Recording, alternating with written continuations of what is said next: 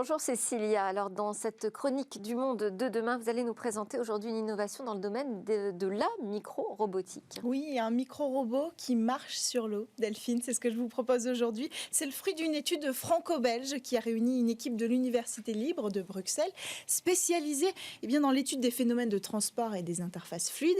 Et en France, l'Institut FemtoST, bien connu, spécialisé en micro-robotique. Alors il s'appelle Thermobot et il s'inspire directement des insectes, des moustiques par exemple. Vous avez remarqué déjà, Delphine, certainement, que les moustiques se posent sur la surface de l'eau pour attendre patiemment qu'un être humain passe par là.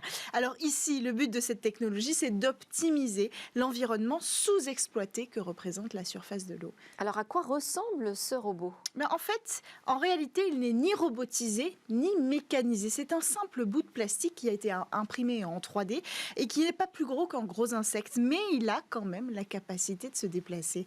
Et comment fait-il cela ? Grâce à un phénomène scientifique qui s'appelle la thermocapillarité. C'est ce qui va créer le mouvement. En fait, pour décomposer tout ça, la capillarité, c'est le phénomène d'interaction qui se produit aux interfaces entre un liquide et de l'air ou entre un liquide et une surface.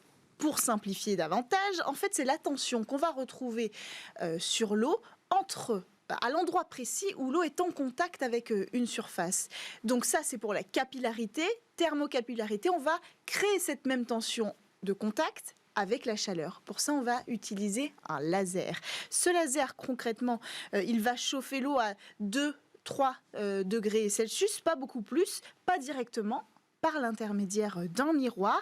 Et donc, les chercheurs peuvent contrôler la distribution de cette tension entre la surface de l'objet et de l'eau, précisément grâce au laser. Donc, vous l'avez compris, ce n'est pas le robot qui va être contrôlé directement, c'est bien la surface entre l'eau et le robot grâce à la chaleur. Et ça fonctionne sur tout type de liquide ?